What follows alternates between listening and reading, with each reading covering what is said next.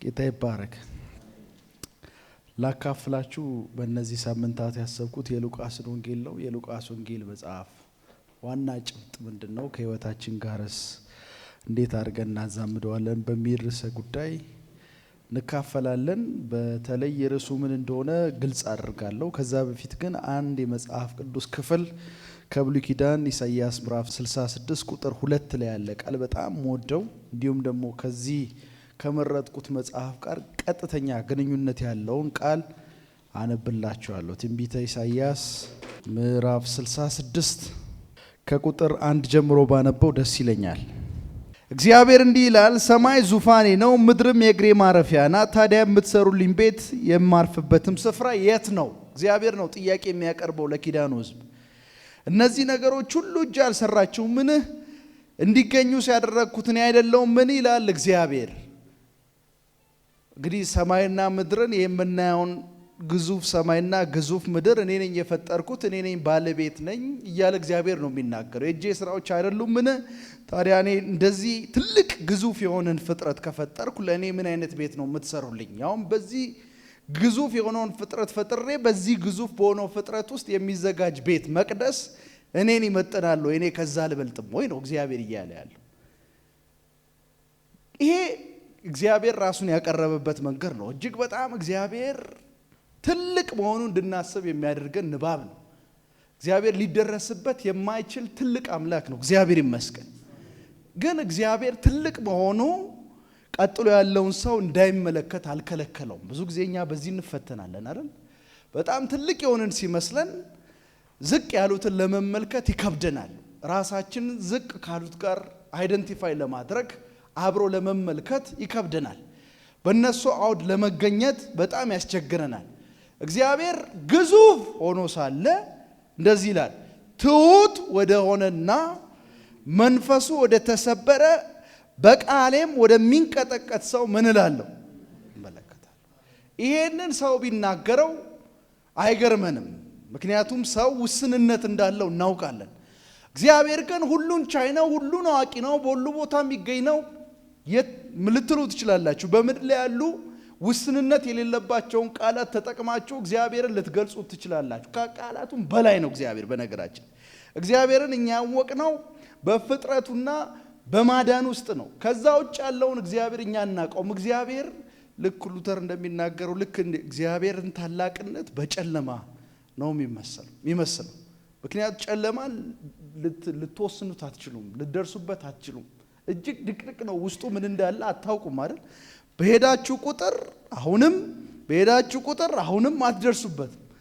እግዚአብሔር እጅግ በጣም ትልቅ ነው፣ ወሰን የለውም። ግን ትሁት ወደሆነና መንፈሱ ወደ ተሰበረ በእግዚአብሔር ቃል ደግሞ ምን የሚል የሚንቀጠቀጠውን ሰው ግን ምን አይልም?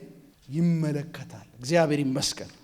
የሉቃስ ወንጌል መጽሐፍ እንቋጨው ብንል በዚህ የኢሳይያስ ምዕራፍ 66 ቁጥር 3 ንባብ ልንቋጨው እንችላለን። እግዚአብሔር በሉቃስ ወንጌል ውስጥ ኢየሱስ ክርስቶስን በተለይ ሉቃስ እንዴት አድርጎ ነው የሳለው በሉቃስ ወንጌል ውስጥ ከተባለ ትሁት ወደሆነና በመንፈሱ ወደሚንቀጠቀጥ ወይም ደግሞ በመንፈስ ድሃ ወደሆነ ሰው እግዚአብሔር በልጁ በክርስቶስ ኢየሱስ በኩል ሲመጣ ሲቀርብ ነው የምታዩት። ይሄ በጣም ትልቅ ነገር ነው። እሱ ላይ ነው እኔ በዋናነት አተኮሬ የማወራው። ርዕስ ለመስጠት የምትፈልጉ ከሆነ በመንፈስ ድሃ መሆን ልትሉ ትችላላችሁ፣ ወይም ደግሞ ዝቅ ያለ ማንነት ያለው ዝቅ ያለ ልብ ያለው በእግዚአብሔር ቃል የሚንቀጠቀጥ ወይም ትዕቢት ያልተገኘበት ሰው የእግዚአብሔር ልጅ የኢየሱስ ክርስቶስ አገልግሎት መዳረሻ ነው፣ ወይም ደግሞ የአገልግሎቱ ጎል ነው፣ ግብ ነው ብላችሁ ልትይዙት በሚመቻችሁ መንገድ ልታቀርቡት ትችላላችሁ። የሉቃስን ወንጌል እንግዲህ እንደምናውቀው 24 ምዕራፎች አሉት። የሉቃስ ወንጌል ለማን ተጻፈ ማን ጻፈው የሚለውን ለማወቅ ራሱ መጽሐፉ ሰልፍ ዲስክሪፕቲቭ ነው፣ ራሱን ይናገራል፣ ይገልጻል። ከቁጥር 1 ጀምሮ እስከ ቁጥር 4 ሄደን ማየት እንችላለን።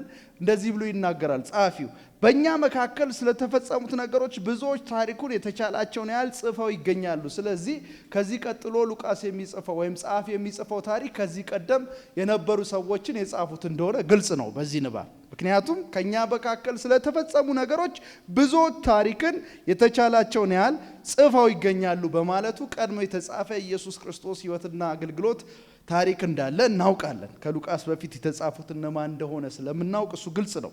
ይህም ታሪክ ከመጀመሪያው አንስቶ ያን ምስክሮች እና የቃሉ አገልጋዮች የነበሩት ያስተላለፉልን ነው ይላል። ስለዚህ ያን ምስክሮች የተባሉት ሐዋርያት ናቸው። እነዚህ ሰዎች ይህንን ታሪክ ምን አድርገዋል? ጠብቀው ለእኛ አስተላልፈውልናል፣ ጽፈውልናል። ክቡር ቴዎፍሎስ ይላል፣ ተደራሹ ነው። እኔም በበኩሌ ሁሉን ከመሰረቱ በጥንቃቄ ከመረመርኩ በኋላ ምናልባትም የጸሐፊው ሉቃስ ያው እኛ ሉቃስ እንለዋለን ሉቃስ እንደሆነ ስለምናውቅ ግን አሁን እስካሁን ባነበብኩት ንባብ ውስጥ ሉቃስ መሆኑን አይናገርም። ግን ሉቃስ እንደዚህ ይላል፣ እነዚህ አይን ምስክሮች የጻፉትን ከኔ ቀደም የነበሩትን ሰዎች የጻፉትን ከግምት ውስጥ በማስገባት በእርግጥ ሉቃስ የጻፈውን የሉቃስ ወንጌል 24 ምዕራፍ በጥንቃቄ ስናጠና በሌሎች ወንጌላት ውስጥ የማናገኛቸው አንዳንድ ንባቦች ምሳሌ ታሪኮችን እናገኛለን። ቢሆንም አብዛኛው በተለይ ተመሳሳይ ወንጌላት የሚባሉት ማቴዎስ፣ ማርቆስና ሉቃስ የታሪክ ተመሳሳይነት ተዛማጅነት አላቸው። ማርቆስ መጀመሪያ እንደጻፈ እናውቃለን። ማርቆስና ማቴዎስ የሚያጋራቸው ነገር አለ። ሉቃስ ከነሱ ጋር የሚጋራው ነገር አለ፣ ማይጋራው ነገር አለ። በብቸኝነት በሉቃስ ወንጌል ውስጥ ብቻ የምናገኘው ታሪኮች አሉ። ምሳሌ ታሪኩ ለምሳሌ የሳምራዊን ታሪክ ማንሳት እንችላለን። የአባካኙን ልጅ ታሪክ ሉቃስ ምዕራፍ 12 ይመስለኛል የምናገኘው ታሪክ ሁሉ በሌሎች ወንጌላት ውስጥ የማናገኛቸው ታሪኮች ናቸው። እና በጥንቃቄ ሁሉንም አጣርቼ ጽፍ ያለው ብሎ ለቴዎፍሎስ ነው የሚነግረው። ቴዎፍሎስ የመልእክቱ ተደራሽ ነው። ቴዎፍሎስ ማን ነው ብለን ስናጠና የተለያዩ ሐሳቦች ይነሳሉ። አንዳንዶች ከሉቃስ ጋር የቅርብ ዝምድና የሥጋ ዝምድና ያለው ሰው ነው፣ አጎቱ ነው ይላሉ። አንዳንዱ ደግሞ አይ ቴዎፍሎስ የሚባለው እግዚአብሔርን የሚፈራ የሚወድ ማለት ነው በግሪክ። ስለዚህ እግዚአብሔርን ለሚፈሩ ማህበረሰቦች ወይም የዚህ መልእክት ተደራሾች ስም ሰጥቷቸው ነው የጻፈው ይላሉ። እኔ ግን በይበልጥ ቴዎፍሎስ የሚባለው ሰው ግለሰብ እንደሆነ አምናለሁ። ታሪኩንም ስናጠና ወደዛ የሚያዘነብል ነገር አለ። ከዚህ ከሉቃስ ወንጌል በተጨማሪ በቤተ ክርስቲያን ታሪክ ኤክስተርናል የሆኑ ውጫዊ የሆኑ ማስረጃዎች የቤተ ክርስቲያን አባቶች ስለ ሉቃስ ወንጌል የጻፏቸውን ሰነዶች ስናገላብጥ ለአንድ ግለሰብ እንደጻፈ ሉቃስ እንደጻፈ በተደጋጋሚ ስለጻፉ ከመጽሐፍ ውጭም መጽሐፍ ውስጥ ማስረጃዎች ስላሉን በተለይ ሁለተኛው የሉቃስ ወንጌል ተከታይ ክፍል ሐዋርያት ሥራ ስለሆነ ምዕራፍ 16 አካባቢ ከጳውሎስ ጋር አብሮ የወንጌል ጉዞ ያደረገ ሰው ነው እኛ ብሎ ራሱን ጨምሮም ስለሚናገር ሉቃስ እንደሆነ እናስባለን። እና ቴዎፍሎስ የተባለው ሰው ከሱ ጋር የቅርብ ዝምድና አለው፣ ግን ተራ ሰው አይደለም፣ ክቡር ብሎ ይገልጸዋል። እና በወቅቱ በፖለቲካ በሮም ፖለቲካ ስርዓት ውስጥ ከፍተኛ ስፍራ የነበረው ሰው እንደሆነ ይታሰባል። አሕዛብ ነው ጸሐፊው ሉቃስ። ተደራሹም ቴዎፍሎስ ያው የግሪክ ስም ነው፣ ቅድም እንደተናገርኩት አሕዛብ ነው። እና ለምንድን ነው የጻፈለት የኢየሱስ ክርስቶስን ሕይወትና አገልግሎት መጽሐፍ ለምን አስፈለገው ብለን ስንጠይቅ ቀጥሎ ቁጥር 4 ላይ እንደዚህ ይላል፣ ይህንንም የማደርገው ይላል። ይህን የጻፍኩት የተማርከው ነገር ይላል። አስቀድሞ የተማረው ነገር አለ ማለት ነው። የመልእክቱ ተደራሽ ቴዎፍሎስ የሰማው ወንጌል ነው መቼም የተማረው ነገር የሰማው ወንጌል አለ። አስቀድሞ የተማርከው ነገር እውነተኛ መሆኑን እንድታውቅ ነው ይላል። ይሄ ሰውዬ ለምንድን ነው ሉቃስ እውነተኛ እንደሆነ ኢየሱስን ታሪክ መጽሐፍ ያስፈልገው ከተባለ ጥርጣሬ ገባው ይመስላል። እውነተኛ የሰማኸው የተቀበልከው ያመንከው ያ ወንጌል እውነት መሆኑን እርግጠኛ እንድትሆን ነው የጻፍኩልህ። ስለዚህ የሉቃስ ወንጌልን ስም እንስጠው ከተባለ የእምነት ማጠናከሪያ ወይም የእምነት ማጽኛ መጽሐፍ ልንለው እንችላለን። ቴዎፍሎስ ተቀብሏል ሐዋርያቱ የሰበኩትን ኢየሱስ ክርስቶስ ወንጌል። ነገር ግን አንዳች ጥርጣሬ ገባው ይመስላል። ጥርጣሬው ደግሞ ሉቃስ ከጻፈው ታሪክ በመነሳት መገንዘብ የምንችለው ነው። አዳኝ ብሎ የተቀበለው ኢየሱስ አይሁዳዊ ነው። ከአይሁዳውያን አብራክ የተገኘ መሲህ ነው። ዓለምን ያድናል የተባለ መሲህ ነው። አይሁዳውያን ደግሞ ኢየሱስን ትተን እነሱ የሚጠብቁት አይነት መሲህ ከነሱ አብራክ የተገኘ በዋናነት የእስራኤልን ሕዝብ የሚያድን አድርገው ነው የሚገነዘቡት።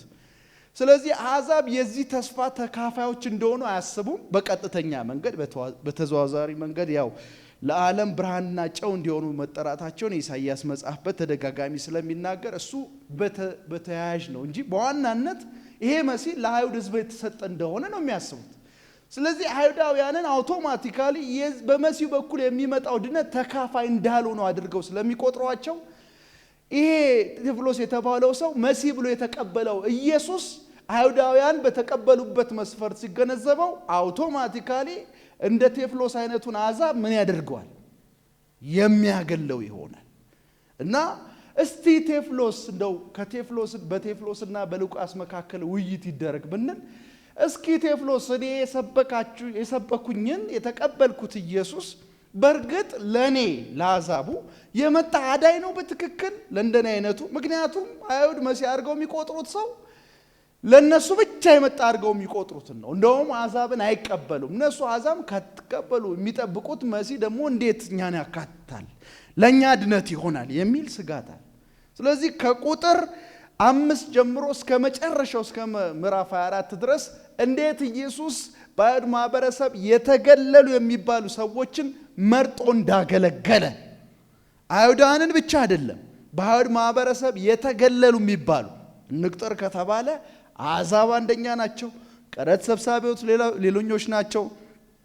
በኃጢአት የተያዙ ሴቶች ለምሳሌ በምንዝርና የተያዙ ሰዎች ሌሎች ናቸው። ልንጠቅሳቸው እንችላለን። እነዚህ ሁሉ በአይሁድ ማህበረሰብ ውስጥ ቦታ የማይሰጣቸው ናቸው። አካላዊ ደዌ ያለባቸው፣ በእግዚአብሔር የተቀጡ፣ የተተዉ፣ የተረሱ እጅግ ቦታ የማይሰጣቸው ሰዎች ናቸው። እና ጌታ ኢየሱስ እነዚህን ሄዶ ያገለገለበትን ታሪክ ብቻ መርጦ ነው የጻፈው። ሉቃስ አይገርምም? ማቴዎስ እንደዚህ አልጻፈም። ማርቆስ እንደዚህ አልጻፈም። ዮሐንስ እንደዚህ አልጻፈም። የሁሉም የወንጌላት ትኩረት ሌላ ነው። የሉቃስ ትኩረት ሌሎቹ የጻፉትን መድገም አይደለም። የሌሎቹን ታሪክ ቢዋስም ማቴዎስና ማርቆስ ላይ ያለውን ታሪክ ቢጽፍም ሉቃስ ግን ያጻጻፉ ትኩረት ኢየሱስን እንዴት አድርጎ ነው ያቀረበው? በአይሁድ ማህበረሰብ የተገለሉ የሚባሉትን ሰዎች እንዴት እንዳገለገለ ነው የጻፈው። ይህንን የጻፈው ምክንያት አለው። ለማ ለቴፍሎስ። ቴፍሎስ ይህን ሲያነብ ምንድን ነው ሊያስብ የሚችለው? አሃ እንግዲያውስ በአይሁድ ማህበረሰብ የተገለሉ የሚባሉትን መሲሁ መጥቶ ካገለገላቸው፣ የመሲሁ አገልግሎት ተደራሽ ከሆኑ፣ መሲሁ ኢየሱስ እነሱን ለማዳንም የመጣ ከሆነ የተቀበልኩት የተሰበኩት ወንጌል እውነት ነው ለእኔም ይሆናል ብሎ በእምነቱ ምን ይላል? ይጠነክራል፣ ይጸናል። መጀመሪያ ሉቃስ የሚጽፍለት ለቴዎፍሎስ ሌሎች ወንጌላት ላይ የማናገኘው ታሪክ ከቁጥር 5 ጀምሮ የሚጀምር ታሪክ ነው። የሚገርም ነው። ከቁጥር 5 ጀምሮ የምታገኙት ኤልሳቤጥና ማንን? ዘካርያስ በዚህ ታሪክ ውስጥ እንደምትመለከቱት ከሌዊ ነገድ የመጣ ሊቀ ካህን ነው። በዓመት አንድ ጊዜ የማገልገል እድል ገጥሞት ወደ መቅደሱ ሲገባ ታያላችሁ። በመቅደሱ ውስጥ እያገለገለ ባለበት ሰዓት ድንገት መልአኩ ተገልጦ እንዳትፈራ ይለዋል። ከዛስ ጸሎት ተሰምቶልሃል ይለዋል። ከዛ ተወልዳለህ አለው። የሚወደውን ልጅ ምን አይነት ልጅ እንደሆነና ከሱ የሚጠበቀውን ጥንቃቄ ነገረው። በአይሁድ ማህበረሰብ ውስጥ የአይሁድ ማህበረሰብ ማህበራዊ ውቅር ወይም ደግሞ ሶሻል ስትራቲፊኬሽኑ እንዴት ነው ብለን ካየን የአይሁድ ማህበረሰብ አከፋፈል ሁሉ ጊዜ ከመቅደሱ የሚነሳ ነው። መቅደሱን ስንመለከት መቅደሱ የተለያየ ክፍል አለ። ቅድስተ ቅዱሳን የሚባል ታቦቱ የሚቀመጥበት፣ ታቦቱ ደግሞ የቃል ኪዳኑ ታቦት ውስጥ ደግሞ የቃል ኪዳኑ ሕግ ያለበት እንደሆነ ሁላችንም እናውቃለን። ሙሴ በትርም ያለበት ነው መቅደሱ ታቦት ውስጥ።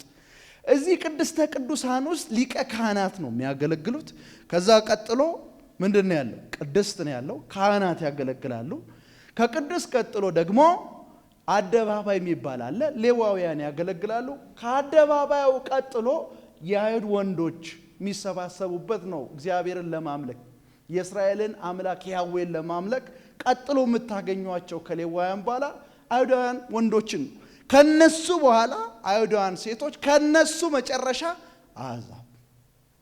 ስለዚህ የአይሁድ ማህበረሰብ አሰላለፍ እንዴት ነው? ከፍተኛ ማህበራዊ እርከን ላይ የሚቀመጡት የመቅደሱ አገልጋዮች ናቸው። ሊቀ ካህን፣ ሌዋዊ የምንላቸው በማህበረሰብ ውስጥ የሚከበሩ ትልቅ ቦታ የሚሰጣቸው ናቸው። ኢየሱስ ባገለገለበት ዘመን በመቅደስ ውስጥ የሚያገለግሉ ካህናትና ሊቀ ካህናት በአንድም ሆነ በሌላ በሚሰሩት ፍትሃዊ ያልሆነ ስራ ምክንያት የያህዌን አምልኮ ለራሳቸው የገንዘብ ማግኛ መንገድ አድርገው ጌታ በመቅደስ ውስጥ የነበረውን ወንበዴዎችን የገረፈበትን ታሪክ ታስታውሳላችሁ። እንመጣበታለን። ገንዘብ በጣም ያካበቱ ናቸው። ለአገልግሎት ተጠርተው ግን በሚሰሩት ትክክለኛ ባልሆነ ስራ አማካኝነት አገልግሎታቸውን በገንዘብ ቀይረው እጅግ ቱጃሮች ናቸው። እና አይደለም በማህበራዊ ውቅር አደረጃጀት መሰረት ያላቸው ስፍራ ትልቅ ሆኖ በሚሰሩት ስራም ጭምር በሚያገኙት ገንዘብ በኢኮኖሚም በመንፈሳዊው በኢኮኖሚ ከፍታቸው ትክክል አይደለም። በመንፈሳዊ በማህበረሰብ ውስጥ ከፍተኛ ስፍራ የሚሰጣቸው ናቸው። ከኔ ጋር ናቸው። ከፍተኛ ቦታ የሚሰጣቸው ናቸው ሊቀ ካህናትና ካህናት።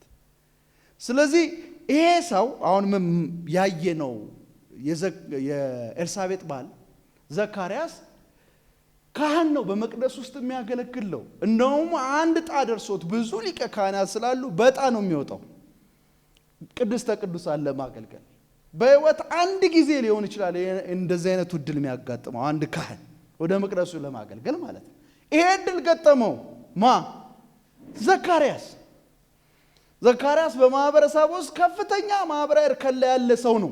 አንድ ይሄንን ያሳየናል ሉቃስ ታሪኩን ሲጽፍ። በአሁኑ ማህበረሰብ በተቃራኒው ደግሞ በጣም ዝቅተኛ ስፍራ፣ ምናልባትም ብልጫቸው ከአሕዛብ ከፍ ብሎ በመገኘት ብቻ ነው ምኖች ሴቶች። በተቃራኒው ምዕራፍ 1 ላይ የዘካርያስ ሚስት ኤልሳቤጥንና በተለይ በዋናነት ማርያምን ያሳየናል ሲጽፍ ሉቃስ ለቴዎፍሎስ። ተመልከቱ፣ ዘካርያስ ከፍተኛ ማህበራዊ እርከን ላይ ያለ ሰው፣ እንዲሁም ማርያም በጣም ዝቅተኛ፣ ምናልባትም ብልጫዋ ሴት በመሆኗ ከአሕዛብ ብቻ ነው በአይሁድ ማህበረሰብ ውስጥ ዝቅተኛ እርከን ላይ ነው ያለችው። ዘካርያስ የሚባለው ሰው እግዚአብሔር ልጅ እንዲሰጠው የሚጸልይ ሰው ነው። ምክንያቱም መልአኩ መጥቶ ሲናገረው ምንድነው ያለው? ቁጥር 13 መልአኩ ግን እንዲህ ያለው ዘካርያስ ሆይ አትፍራ፣ ጸሎትህ ተሰምቷል። ይጸልይ ነበር ማለት ነው። ወደ መቅደሱ ከመግባቱ በፊት በህይወቱ አንድ ስብራት አለው። ምንም እንኳን ከሕግ አንጻር የሚወቀስበት ነገር ባይኖርም፣ ፍጹም ባይሆንም፣ በሰው ፊት የሚያስከስሰው እጅ የሚያጠቋቁምበት እንከን ባይገኝበትም ጻድቅ ነበር ስለሚል፣ ምክንያቱም ቁጥር 2 ላይ ሄዳችሁ ማየት ትችላላችሁ። እሱም ሚስቱም ሁለቱም ይላል የጌታን ትእዛዝና ሥርዓት ሁሉ ጠብቀው ያለ ነቀፋ የሚኖሩ በእግዚአብሔር ፊት ጻድቃን ነበሩ ይልና፣ ግን ምን የላቸው? ልጅ የላቸው። እድሜያቸው ሄዷል፣ ልጅ የላቸው። በዚህ ጉዳይ ተስፋ አልቆረጠም። ዘካርያስ ይጸልያል በእግዚአብሔር ፊት። ለዚህ ነው መልአኩ በመቅደሱ ውስጥ የሊቀ ክህንነትን ስራ ለመስራት ዕጣን ደርሶት ዘካርያስ ሲገባ አትፍራ፣ ጸሎት ምን አለ? የሚጸልየው ጸሎት መልስ ሊሰጠው ነው የተገኘው። መልአኩ ገብርኤል በደንብ አድምጡኝ፣ መልስ ይዞለት ነው የመጣው። በመቅደሱ ውስጥ እግዚአብሔር ተገናኘው ማለት ነው። ቴዎፍሎስ ነው ዘካርያስ ጸሎት ተመለሰል ተብሎ ሲናገር አሜን ብለህ ነው ልትቀበል የሚገባው አይደል? መቼም እግዚአብሔር የምትጸልዩበትን ያውም በሰው አስተሳሰብ ሊሆን የማይችል በእድሜ የገፋ ሰው እንዴት ነው ልጅ ሊወልድ የሚችለው? ተስፋ አልቆረጠም፣ አጽንቶ ጸልየ፣ እግዚአብሔር መልስ ይዞለት መጣ በመልአኩ በኩል። የሚገርም ነው። ሰማው። ምናልባት ዘካርያስ አርጅቶም የመውለድን ጉዳይ በእግዚአብሔር ፊት ይዞ የቀረበው በእስራኤል ታሪክ ውስጥ አብርሃምና ሳራ አርጅተው እግዚአብሔር ልጅ እንደሰጣቸው ስለሚያውቅ ሊሆን ይችላል። በእግዚአብሔር ምን አይደረግምና። እስቲ ተስፋ አይቆረጥም። ተስፋ አልቆረጠም፣ ይጸልይ ነበር። ምክንያቱም ቁጥር 7 ይሁን እንጂ ኤልሳቤጥ መካን በመሆኗ ልጅ አልነበራቸውም፣ ሁለቱም በእድሜ የገፉ ነበር ይላል አዲስ ወሎኛቱ። ያረጁ ግን ፐርሲስታንትሊ በጽናት ምን ይላል? ጸልያል። አትፍራ አለው። ለምን? በመቅደስ ውስጥ መልአክ ካጋጠመ፣ በተለይ በቅድስተ ቅዱሳን መልአክ ካጋጠመ በቃ ሊፈጀኝ ነው። አንዳች ኃጢአት በዓመት አንድ ጊዜ በህይወት አንድ የሚደርሰኝ እድል ገጥሞኝ ገብቼ እንደ ያልተናዘዝኩት መስዋዕት ያላደረግኩት ኃጢአቴን በሚመለከት ለስሬት የሚሆን መስዋዕት ያላቀረብኩት ጉዳይ ኖሮ ይሆን? ምክንያቱም እንደምታውቁ ሊቀ ካህናት ሲገቡ በተለያየ መንገድ ነው የሚገቡት። እንደው ከሞቱ ማንም መግባት አይችልም፣ ተጎትቶ መውጣት ነው። በቃ እዚሁ አለቀልኝ። አትፍራ። አሁን this is a moment of ምን ጉድ ኒውስ፣ የመልካም ዜና ምን ሰዓት ነው። አትፍራ፣ እግዚአብሔር አትፍሩ ይበላችሁ። አሜን። እግዚአብሔር በጽናት በምትጠይቁበት ጉዳይ ላይ እግዚአብሔር መጥቶ አትፍራ አይዞ ሲል ደስ አይልም? እንዴት ይባርካል! አትፍራ ጸሎት ተሰማ። ሚስት ኤልሳቤጥ ወንድ ልጅ ትወልዳለች። እድሜው ሄዷል፣ ትወልዳለች። መልካም ዜና ነው። ባትፍራ ህይወቱ እንደተረፈ እያሰበ በጸሎት ተመለሰል። በደስታ እያለ ሚስት ወንድ ልጅ ያውም ወንድ ልጅ እንደሚወልድ በአይሁድ ማህበረሰብ ውስጥ አንድ አይሁዳዊ ወንድ ልጅ እንደሚወልድ ሲነገረው ያውም እድሜው ሄዶ በጣም ነው ደስ የሚለው። ምክንያቱም የአይሁድ ማህበረሰብ ለወንድ ከፍተኛ ስፍራ እንዳለ ሁላችንም እናውቃለን። ደስ የሚል ዜና ነው። ስሙንም ዮሐንስ ትለዋለህ። የሚገርመው ነገር አለፍ እያልኩ ስለማወራ ነው። ቁጥር 18 ዘካርያስ መልአኩ ይህ በምን አውቃለሁ ይህንናል። ሰው የጸሎት ርዕስ ይዞ በእግዚአብሔር ፊት እየጸለየ ልጅ ሰጠኝ እያለ በአገልግሎት ስፍራው ላይ እግዚአብሔር በመልአኩ በኩል ተገናኝቶት መልካም ዜና ይኸው ልጅ ትወልዳለህ እያለው እና አብርሃምና እነ ሳራ እድሜያቸው ሄዶ ማዕፀናቸው ሙቶ ነው እግዚአብሔር ልጅ እንደሰጠ ሕያው ምስክር ያለው ከሕግ መጽሐፍ የሚያሳዝን ነው። ምን አለ ዘካርያስ? ይህን በምን አውቃለሁ?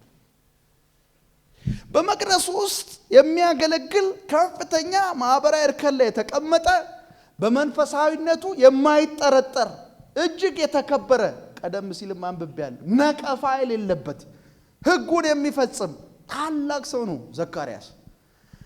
በመቅረብ ለእግዚአብሔር ልብ እጅግ የቀረበ ሰው ነው ዘካርያስ። ነገር ግን እግዚአብሔር የተናገረውን ይህንን መልካም ዜና አምኖ ለመቀበል ሁለተኛ ምን አለ? ተጠራጠረ። ሰው እየጸለየም መልስ ሲመጣለት በእግዚአብሔር ሊጠራጠር የሚችል መሆኑ አንዱ የዘካርያስ ሕይወት ማሳያ። ማመን አልቻለም። መልአኩ ምንድነው ያለው? ቁጥር 19 እኔ በእግዚአብሔር ፊት ምቆም ገብርኤል ነኝ። ይህን ነግርና የኔ ምስራች አመጣ ዘንድ ተልኬያለሁ። እነሆ ጊዜው ጠብቆ የሚፈጸመውን ቃሌን ስላላመንክ እግዚአብሔርን አላመነ፣ ጎደለ። ማይንድ ዩ he was high priest ሊቀ ካህን ነው፣ ግን አላመነም። ስላላመንክ አለው ይህ እስከሚፈጸም ቀን ድረስ ድዳ ትሆናለህ፣ መናገርም አትችልም። ለእግዚአብሔር የቀረበ ሊቀ ካህንን እግዚአብሔር ይቀጣል እንዴ? ይሄው ለእግዚአብሔር የቀረበ ሕጉን የሚያውቅ የእግዚአብሔር አገልጋይ እግዚአብሔርን ለመታመን ይጎድላል። ይሄው በማይሁድ ማህበረሰብ ውስጥ ከፍተኛ ስፍራ የተሰጠው የተከበረ ሰው ሃይማኖታዊ ማህበረሰብ እንደሆነ ታውቃላችሁ። ያህዌን የሚያመልክ ማህበረሰብ ይሄው ጎደለ። ይሄን ታሪክ ለምንድን ነው የጻፈው ሉቃስ? እንደው የሥነ ጽሑፍ ብቃቱን ለማሳየት ቴዎፍሎስ ተመልከት። ምጽፍልህ ምርጥ ታሪክ ነው፣ የብዕር አጣጣሌም አንደኛ ነው። ይሄንን ታሪክ እስቲ ይሄው ብሎ አይደለም፣ በምክንያት ነው የጻፈው። በደንብ አድርግ። አላመነም፣ ከማመን ጎደለ፣ እግዚአብሔርም ቅጣት ተካፋይ ሆነ፣ አንደበቱ ተዘጋ ባለማመን። ይሄንን ያሳየንና ሉቃስ ማርያም ጋር ደግሞ ይወስደናል። ሌሎች ወንጌላት ላይ አታዩም። ይሄን ማርያም በአይሁድ ማህበረሰብ ውስጥ በጣም ዝቅተኛ ቦታ ላይ ያለች ናት። ተናግሬ ያለው ቅድም ሊቀ ካህን፣ ሌዋዊ፣ የአይሁድ ወንድ፣ የአይሁድ ሴት፣ ከዛ በኋላ ነው አሕዛብ። በነገራችን ላይ የአሕዛብ አደባባይ የሚባል አለ መቅደሱ ጋር፣ የሴቶች አደባባይ የሚባል አለ ውመንስ ኮርት፣ እንዲሁም ደግሞ የጁሽ ሜል ኮርት አለ። ከዛ በኋላ ምንድነው አደባባይ አለ። ከዛስ ቅድስት አለ። ከዛስ ቅድስተ ቅዱሳን። በዝቅተኛ እርከን ላይ ነው የምትገኘው ማርያም ሴት በመሆኗ። ብልጫዋ ከአሕዛብ መብለጧ ብቻ ነው። ሌላው ዝቅተኛ ምድብ ላይ ነው የምትገኘው ማርያም ሴት በመሆኗ ማለት። ይሄው ይልናል ሉቃስ ሲጽፍ። ዘካርያስ ጋር የመጣው መልአክ ማን ጋር መጣ? ማርያም ጋር መጣ። አይገርምም? ይሄው መጣ። እንደዚህ ያለ በስድስተኛ ወር እግዚአብሔር መልአኩ ገብርኤልን በገሊላ ወደምትገኘው ወደ ናዝሬት ከተማ ላከው። ያ ከተፈጸመ 5 ወር በኋላ የዘካርያስ ታሪክ ላከው። የተላከውም ከዳዊት ዘር ለሆነ ዮሴፍ ለሚባል ሰው ወደ ታጨች ወደ አንዲት ድንግል ነበር። የድንግሊቱም ስም ማን ነበር? ማርያም ነበር። መልአኩ እሷ ወዳለችበት ገብቶ እጅግ የተወደድሽ ሆይ ሰላም ላንቺ ይሁን። እግዚአብሔር ይመስገን። ሰላምታው ተመሳሳይ ይመስለኛል ከዘካርያስ ጋር። ሰላም ላንቺ ይሁን በአይሁድ ስነ ጽሑፉ ሰላም ማለት ሙሉነት ማለት ሙሉነት ላንቺ ይሁን እያላት ድንቅ ቃል ነው። ዝም ብሎ ስንገናኝ የምንለዋወጠውን አይነት አይደለም። ይሄ ቋንቋ ትልቅ ስነ መለኮታዊ ሐሳብ ያለው ነው። ሙሉነት እንግዲህ ይታያችሁ፣ ድንግል ናት። ድንግል ሆና ትጸንሳለች። ቀጥሎ ግን ሰላም እግዚአብሔር ይመስገን ሰላም ላንቺ ይሁን አላት። እጅግ የተወደድሽ ጌታ ካንቺ ጋር ነው። እግዚአብሔር ይመስገን። እንዴ ዝቅተኛ ቦታ ከሚሰጠው ከሊቀ ካህኑ ይልቅ ሊቀ ካህኑ ትልቅ ቦታ የሚሰጠው ለእግዚአብሔር ቅርብ ነው። ጌታ ከሱ ጋር ነው ቢባል እኮ ያስኬዳል። በጣም ዝቅተኛ ቦታ ያላት ማርያም ጌታ ካንቺ ጋር ነው አላት። እግዚአብሔር ይመስገን ካንቺ ጋር ነው፣ አንቺ የተባረክሽ ብሩክት ነሽ አላት። ከዛ በኋላ እንዳላት ታውቃለህ። ተለወጡ ንግግሩን እንደዚህ አላት፣ ማርያም ሆይ ቁጥር 30 በእግዚአብሔር ዘንድ ሞገስ አግኝተሻልና አትፍሪ። ማንን ያለውን ነው የሚለው? ዘካርያስ። አትፍሪ፣ እነሆ ጸንሻለሽ፣ ወንድ ልጅ ትወልጃለሽ፣ ስሙንም ኢየሱስ ከዮሴፍ ጋር ትገናኛለሽ። ከዛ በኋላ ወንድ ልጅ ትወልጃለሽ አይደለም ያለው። በደንብ አንክሮና አንብቡ። ድንግል ወደ ሆነች ለዮሴፍ ወደ ተጨች ሴት ነው የመጣው መልአኩ ገብርኤል። ምንድነው ያለው? ወንድ ልጅ ትወልጃለሽ። ድንግል ሆና በጣም ከባድ ነገር ነው። በሰው ልጅ ታሪክ ውስጥ አንድ ማስረጃ ማቅረብ የሚችል ሰው የለም በመካከላችን። ይሄን መልእክት የተደረሰው ቴዎፍሎስ በዘመናት በቤተ ክርስቲያን ታሪክ ይሄን መልእክት ሲያነቡና የተለያየ ማብራሪያ ሲጽፉ የነበሩ የቤተ ክርስቲያን አባቶች እንደዛ አይነት ታሪክ ሰምተው አያውቁም። ሰው ድንግል ሆኖ ወንድ ልጅ ይወልዳል የሚባል ነገር ሆኖ አያውቅም። በሳይንስም ሳይንሳዊ አይደለም።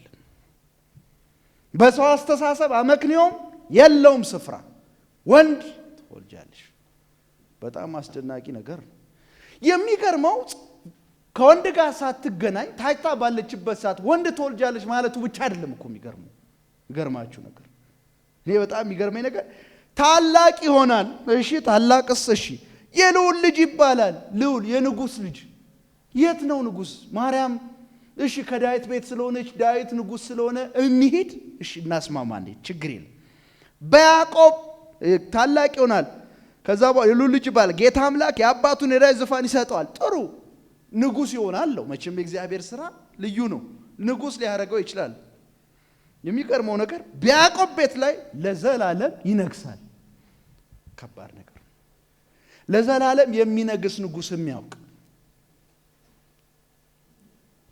ማንም የለም። ካለ ወንድ የተወለደ ሰው የሚያውቅ ማንም የለም።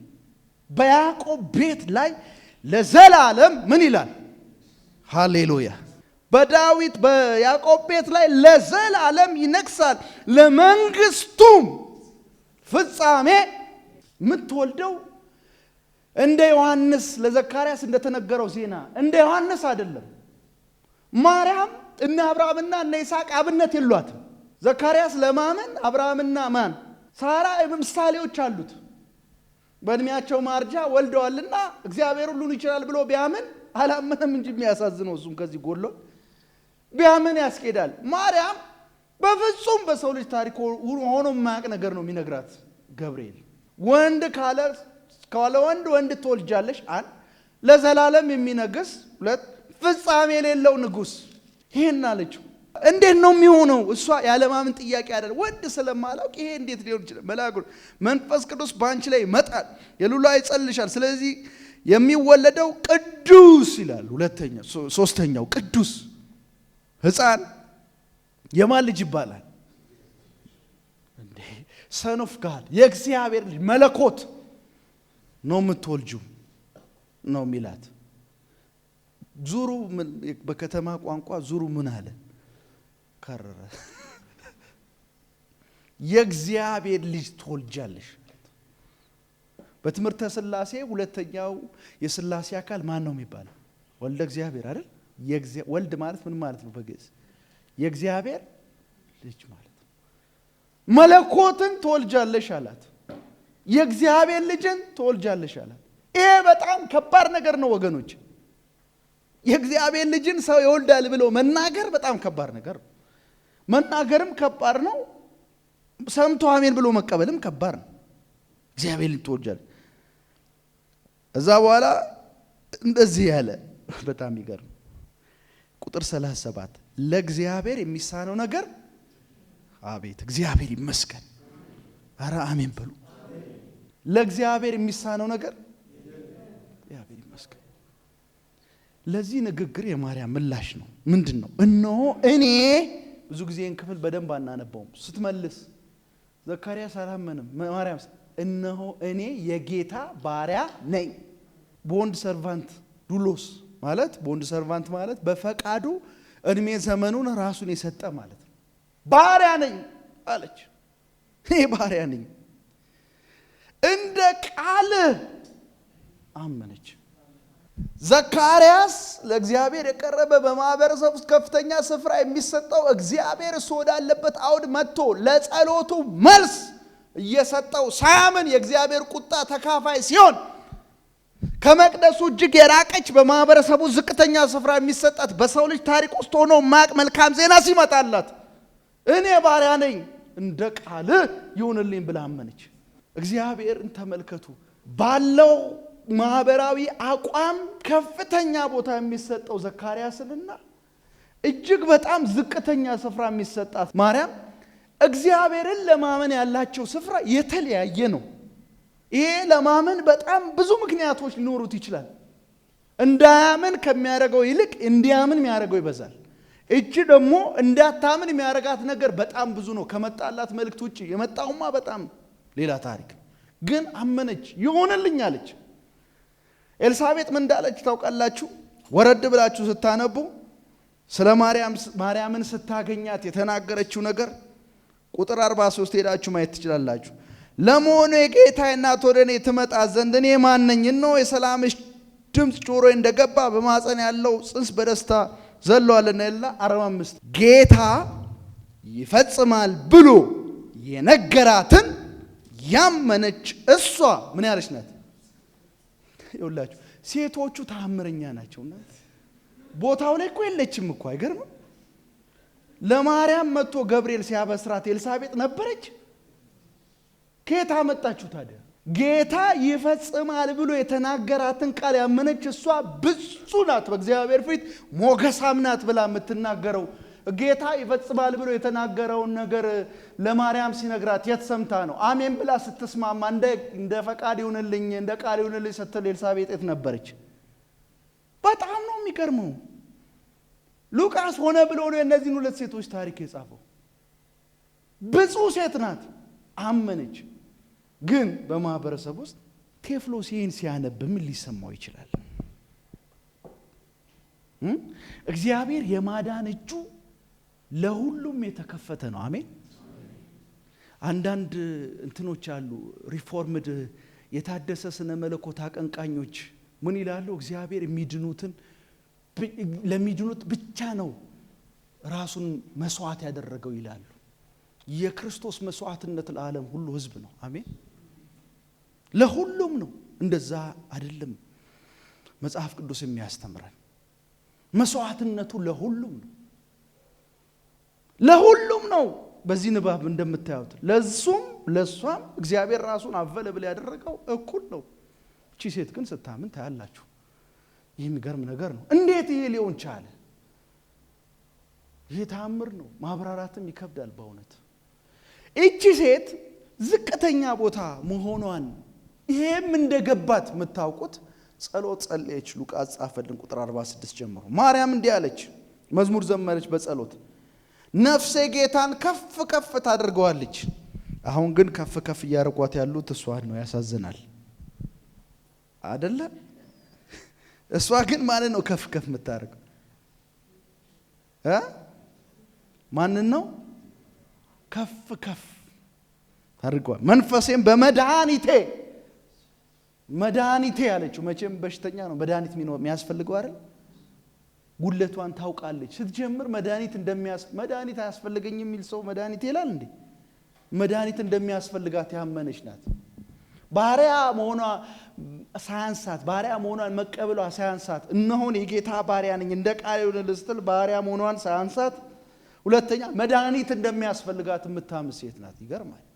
መድኃኒቴ በእግዚአብሔር ደስ ይለኛል። ከዛስ እርሱ ይላል ትላለች እሷ የባሪያውን፣ አሁንም ደገመችው ራሷ እንደማን ትቆጥር፣ የባሪያውን መዋረድ። የአማርኛችን ዘወርዋራ ነው። ወደ ቀድሞ ቋንቋ ስናጠና የባሪያውን መዋረድ ማለት ዝቅ ያለውን፣ አናሳ ስፍራ ያለውን ማለት ነው። ባሪያ አገልጋይ፣ አንተን አገልጋይ ባሪያውን መዋረድ ተመልክተሃል። መዋረድ የሚለው አሉታዊ ቋንቋ ነው አማርኛችን። ወደ ፈረንጅኛው እንኳን ብንሄድ ሃምብል፣ ዝቅ ያለ ቦታ የማይሰጠው ዝቅ ያለውን የባሪያውን መዋረድ ምን ብለሃለሁ የሚለው ተመልክተሃል። እግዚአብሔር ቅድምም ብያለሁ ኢሳይያስ 66 ቁጥር 3 ሳተና በመንፈሱ ወደሚንቀጠቀጥ እግዚአብሔር ቃል ሲመጣለት ዝቅ ወደሚል ወደዛ እግዚአብሔር ምን እላለሁ ይላል። ምን ይላል? መልከት። እሷም የተናገረችው the same thing ተመሳሳይ ነገር ነው። እንደዚህ ነው ያለችው። እርሱ ባሪያውን መዋረድ፣ ዝቅ ያለውን ባሪያውን፣ ያነሰውን ባሪያውን እግዚአብሔር ስሙ ይባረክ አይኖቹ ዝቅ ወዳሉት ነው። ዝቅ ያለ ስነ ልቦና ወዳላቸው ለእግዚአብሔር ቸርነት እንዳልተገቡ ወደሚያስቡ ወደ እነሱ እግዚአብሔር ይመለከታል። ዝቅ ወዳለው ተመልክተሃልና ከዛሬ ጀምሮ ትውልድ ብፁዕ ይሉኛል አለ። እግዚአብሔር ስለተመለከታት ነው ብፁዕ የተባለችው። እናንተ ከላይ እኮ መድኃኒቴ ብላለች። በዚህ ዘመን ብጽዕት አድርገው የሚያቀርቧት በራሷ አቋም እንደሆነ ይናገራል። ውሸት። መድኃኒቴ ብላ እየጸለየች እግዚአብሔርን ከፍ ከፍ እያደረገች ዝቅ ያልኩትን እኔን ተመለከትክ እያለች እንዴት ነው ብፁዕ ነኝ ብላ ደረቷን ነፍታ የምትናገረው? እያለች ያለበትን አወድ በአንክሮ ስናጠና ትውልድ ሁሉ ብጽዕት ይሉኛል ያለችው ዝቅ ያለችውን እሷን እግዚአብሔር ስለተመለከታት ነው።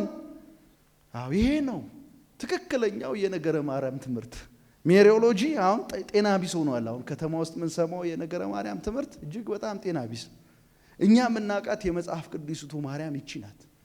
ብጽህ ሁሉም ብጽህ የሚሉኝ እኔ ዝቅ ያልኩትን እግዚአብሔር ምን ስላለ ነው? ስለተመለከተ ነው።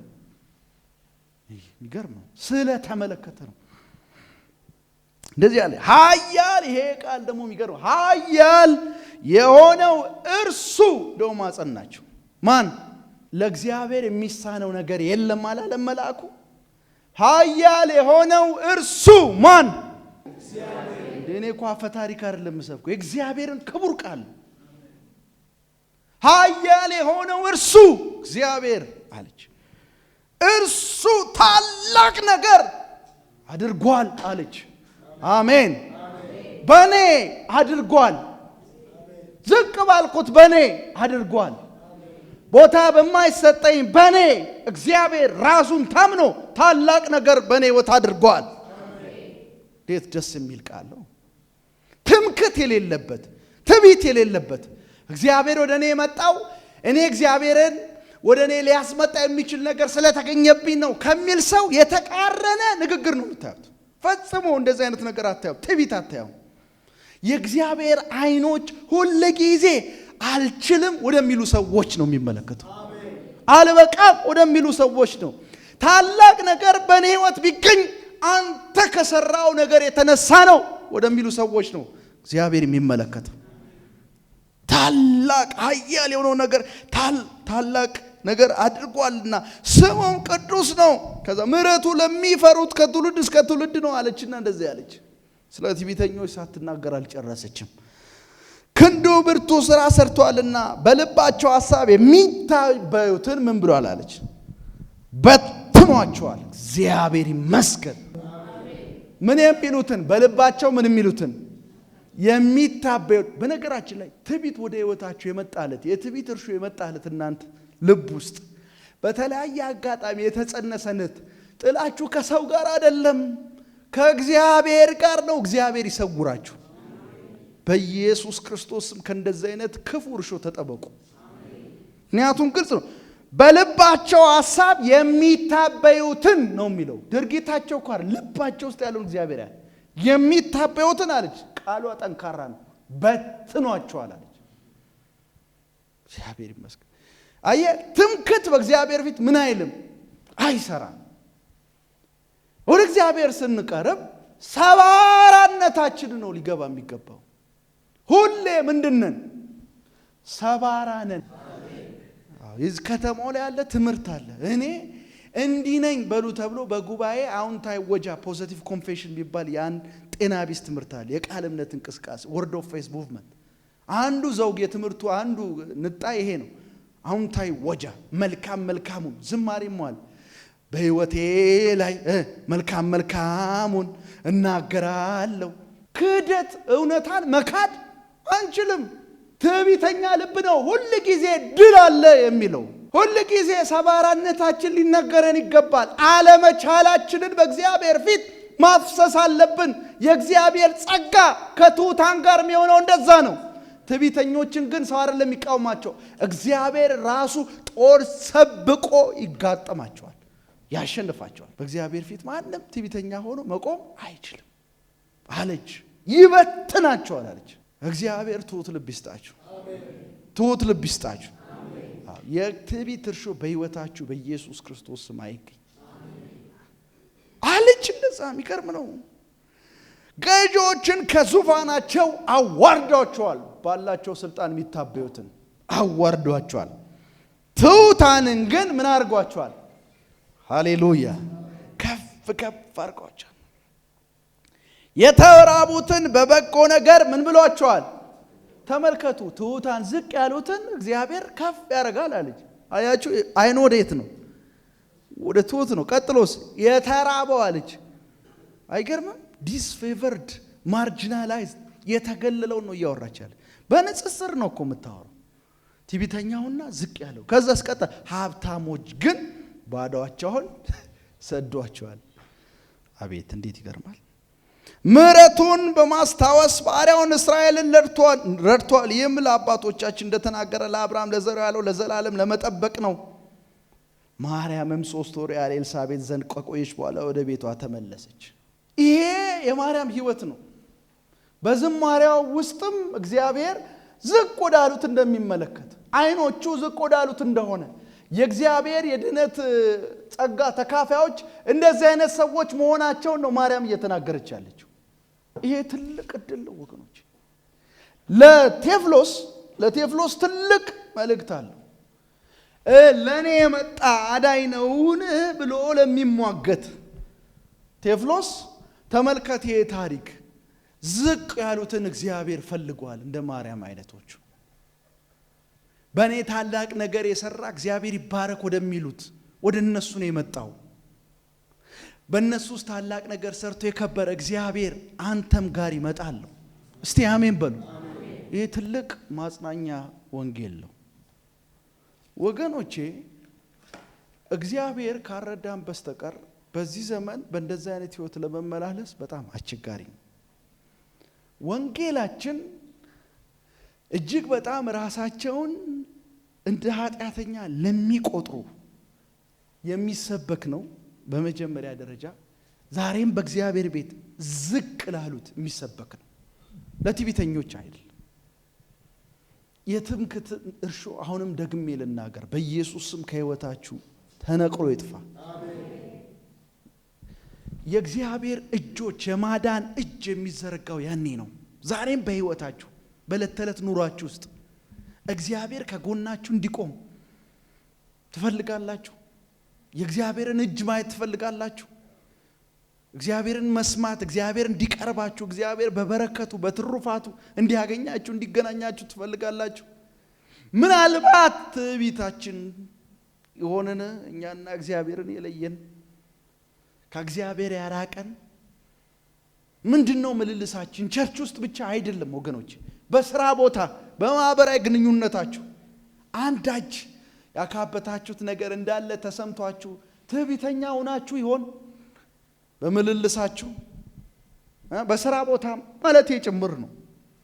በምትኖሩበት ማህበረሰብ ውስጥ ስራ የሌላችሁ ከሆናችሁ ልባችሁን እስቲ መርምሩ። የእግዚአብሔር አይኖች ትሁት ወደሆኑ ሰዎች ነው። እግዚአብሔር ሊረዳችሁ ይፈልጋል፣ ግን የእግዚአብሔር መንፈስ በቃሉ እየተናገረ ነው። ጸጋውንም እየቸራችሁ ነው። ትሁት ሁኑ፣ ዝቅ በሉ። የእግዚአብሔር ማዳን የእግዚአብሔር ተአምራት መፈጸሚያ አውድ ትሆናላችሁ። እግዚአብሔር ይርዳን። ለይሄ ትልቅ ማጽናኛ ነው ቴዎፍሎስ። ለዚህም ዘመን ላለን አማኞች ትልቅ ማጽናኛ ነው። ሉቃስ ወንጌልን በዚህ ጀምረናል። ሌሎች ታሪኮችም ተመሳሳይ ነገር ነው ማወራው። ከሚቀጥለው ሳምንት ስቀጥል ተመሳሳይ ታሪክ እግዚአብሔር እንዴት የተተወውን እንደሚፈልግ አይዟችሁ። የተተዋችሁ ለመሰላችሁ፣ የተረሳችሁ ለመሰላችሁ እግዚአብሔር የማጽናኛ ቃል አለው ዛሬ። አይዟችሁ፣ እግዚአብሔር ከናንተ ጋር ነው። ምናልባት በኢኮኖሚ በተለያየ ምክንያት የደቀቃችሁ ሰዎች አላችሁ። በተለያየ ምክንያት ልባችሁ የተሰበረ ዝቅ ያላችሁ ሰዎች አላችሁ። ጥሩ ነው። በዚህ ልብ ወደ እግዚአብሔር ቀርቡ። የእግዚአብሔር ጸጋ ይፈስላችሁ።